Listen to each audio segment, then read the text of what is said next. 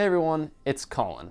I think licensed video games are mainly a thing of the past, but I can't help but notice that every once in a while one seems to slip through, and those tend to be games that are based off of a cartoon series. And this really got me thinking because there used to be so many of these back in the day. Like almost to the point that if any game was hitting the market, it pretty much was a tie-in game. But today I wanted to take a look back and see kind of what good games were coming from that era that were licensed to specific cartoons. I wonder if there's any hidden gems that people just simply don't really talk about. But to start things off, we're going to start with a banger that we know's a hit. Ah yes, The Simpsons Hit and Run. The game that most 2000s kids grew up playing because their parents wouldn't let them get GTA. I remember when I first got into The Simpsons in elementary school, and when I discovered this game I was amped because my parents never let me get GTA at that age, and I really wanted something like it. So as someone who wasn't allowed to play M-rated games, I got this from GameStop and I immediately got my GTA fix, while still being able to maintain that T for T rating. Now honestly, this game is a great representation of what The Simpsons used to be. It's actually still pretty funny, even though there's a few jokes and references, stuff like that, definitely show their age. Now I will say the overall mission structure isn't exactly anything to write home about, most of them just consisting of races or kind of fetch tasks. More like collectathons, if you will. But where this game really shines is that sandbox it gives you. You can really do whatever you want in this game, and I will say that's very impressive for 2003. You get to play as Homer, Marge, Bart, Lisa, and Apu. And you're just romping around the streets of Springfield, running all over certain people, doing all sort of tasks, and trying to get away from the cops. Actually, one of the few complaints I have about this game is I feel like it's a little too difficult to actually get into a hit and run. That meter to get the cops on you just feels like it fills up a little too slowly and is very easily avoidable. The game overall, you can tell, looks really good still, and that's going to be a pretty big theme of today because most all these games have a cel-shaded art style, which tends to age over time very nicely. Although this one's probably one of the worst looking games that we'll actually be looking at today, but still not bad by any means. Next up, we have my personal favorite on this list, and that is Tazwanted. This is a very underrated game, and honestly, I wouldn't be surprised if much of you guys haven't heard of it. Tazwanted is based around the popular Looney Tunes character, Tasmanian Devil. Basically, the whole premise of this game is that Yosemite Sam has captured your girlfriend, and you're going on a quest to save her. The problem is that Sam is only doing this just to lure you in. There's multiple guards and watchdogs around all the levels to make sure you don't achieve that goal. In this game, there are 4 hub worlds, which most of them consist of 3 different levels. The goal inside of these levels is to destroy all of the Tazwanted signs, having 7 per level. These signs are basically just kind of slightly moving posters that have Taz's face on them. Once you do destroy them all, you can collect a specific item from the stage that'll help you progress further in the story. This leads to Taz having some funny and crazy sequences throughout the game to move on to the next level. And this honestly perfectly fits that Looney Tunes charm. Now the level and world design in this game is absolutely superb and honestly deserves so much credit. Each level feels different from the last, having very different scenery and overall just offering a great variety for the player. Not a single hub world or level really feels the same as another, which keeps it feeling very fresh and new. And this is very nice for a licensed 3D platformer. The first world is probably the strongest out of all of them, or at least that's the one I definitely spent the most time in because they have very intricate levels. Personal favorites being probably the winter one, the water park, the museum, and the shopping mall. The best thing about every level is that each level has its own distinct power for Taz. You get these by going inside these red telephone booths and you'll come out wearing a costume with the power that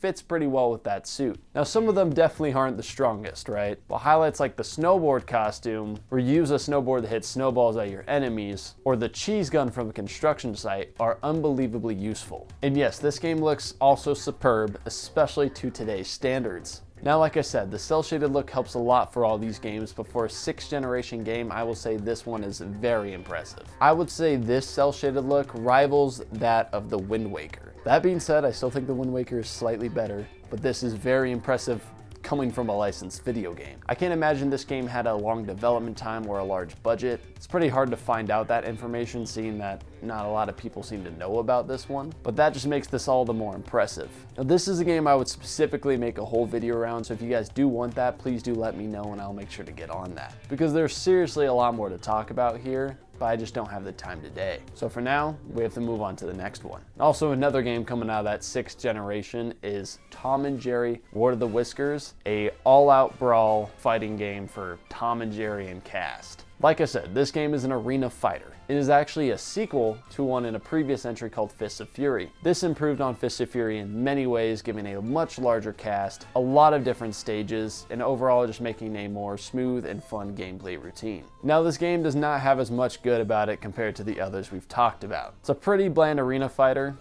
just filled with a bunch of objects that you can use to hit your enemies, and only about 5 different stages. But for what it is, I will say I'm still pretty impressed. Although it may not be a very fun single player experience, when you're playing with up to 4 buddies in the couch co-op mode, it can make for a pretty good time. And now the stations are locations all based from the original show, a lot of them having references to specific episodes that were in the original series. And as a fan of the show, I will have to mention that some of these callbacks are pretty cool. The overall combat isn't too engaging, and most of everything can just be busted by a simple ground pound, which is way too strong in these games. But this is just some cartoon button mashing greatness. I wouldn't say this one is a must play by any means unless you guys are fans of the Tom and Jerry series. And if you can pick it up for a decent price, I would say probably no more than $20. So if you and your friends are bored and like Tom and Jerry, this would not be a bad game to try out. Next we have the Family Guy video game, another game from a long running show. Now the thing is with this game, The Simpsons definitely won the battle here. Now this game does have references to the source material, which does help out a lot in its case. And as a fan of the show, I do really appreciate that. But the gameplay is very repetitive and very subpar. Like seriously, the references are pretty much where the fun stops with this one. Now the biggest enemy in this game is definitely the controls. Now they use the same camera angle for every single character in the game. Now this may not be bad for brawler characters, but for characters with a blaster such as Stewie, makes him incredibly clunky to control. They do add a lock-on feature that is supposed to help with this, but it doesn't really work half the time. In principle, you're supposed to hold it down and it's supposed to lock onto enemies as you go. But what really happens is when you try to lock onto some enemies, it'll just keep you looking one direction and strafing. Not to mention another issue is that it just targets any random enemy that's in your line of sight, regardless of if it's the closest enemy or the furthest enemy, which in a lot of times you'll end up shooting the farthest enemy instead of the one that's up close and about to do damage to you. So this definitely makes it not by far great at all, and it doesn't help that every single room you go into repeats the exact same gameplay loop. Now there are some weird tasks, and this isn't a bad thing, especially coming from a Family Guy game, like when you're going through the showers trying not to get seen as Brian, or when you have to mind control Quagmire to talk to the nurses. But yeah, like I said, the biggest positive is the callbacks to the show, but other than that, this game really doesn't have much going for it. Now something a little bit newer, we're going to go right into Phineas and Ferb in the Second Dimension. And this game does have a little bit of a special place in my heart. I do remember playing this with my childhood friend, and we stayed up almost all night trying to beat this game on the Nintendo Wii. And I do remember it just being an absolute blast. But now we're going to take a look back at it, and I'm going to be playing on the PS3 this time. And coming back to this game, yeah, I'll say it's definitely nothing special. The art style is very faithful to the Phineas and Ferb series, and also still looking stellar to today's standards because of that cel-shaded art style. Can't praise it enough. But it's a pretty generic shooter. There's nothing really bad about the game, it just does get a little repetitive. Same type of enemies, lackluster boss fights, overall just kind of more of the same everywhere. But because it is a kids movie tie-in video game, I can't say I can dock it too much points for that, because that's how most of all these kids games are. And yeah, the only time I would recommend this game is if you are a fan of the show. There are references here and there, and also some funny moments with the character that are pretty fun. And also I'd make sure you have a friend beside you while you play it, as it can get really boring if you're just doing it single player. All the characters are very similar and have the exact same movesets pretty much, so it doesn't really matter who you pick to play. Can't say I really expect much from the Disney games of this generation unless it's Toy Story 3, which that game is stellar and one we'll have to talk about a different day. But yeah, this game's runtime is a little bit under 4.5 hours, and it doesn't really have anything unique about it to make you go to it. And the last one on our list is going to be Scooby-Doo Classic Creep Capers. Try saying that 3 times fast. Now this game is a little bit of a change of pace. So this one is on the Game Boy Color. And I will say this is a hidden gem in my opinion on the Game Boy Color. And it's honestly a really fun puzzle game. The game features Scooby and the gang, and you have to switch between them to complete different objectives throughout the mansion that you're in. The only character you don't really get to play as, or at least have to play as, is Daphne, as she's captured at the very beginning of the game, which sets up the entire plot for it. Now, this game's runtime is very dependent on how good you are about finding clues, which I will say is a little difficult sometimes because they a lot of the time won't blatantly give you answers or point you really too much in the right direction. But it makes it all that much better when you finally do figure out the next step in the level. And I will say this is one of those games that after you do beat it the first time, you know most of the puzzles. So its replay value and overall enjoyment after that, unless you forget pretty much the entirety of the game, is not that high. But it would definitely be worth emulating or something like that in today's standards. Overall, I would just say it's a pretty good time. But that's all the games that I thought of for today.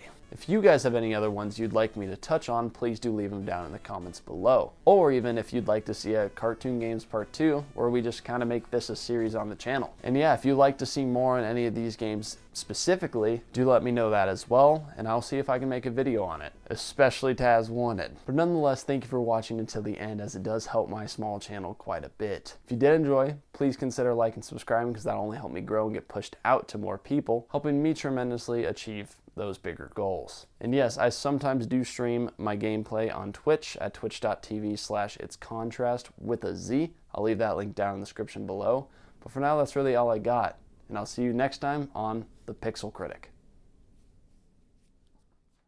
Sorry to interrupt. It's okay, I'm literally on like the last 2 lines. So Yeah, it's not the thought part, it's just the like and subscribe to my channel. Not bad, dude. This will be the outtake at the end of the video, just me talking to the wall.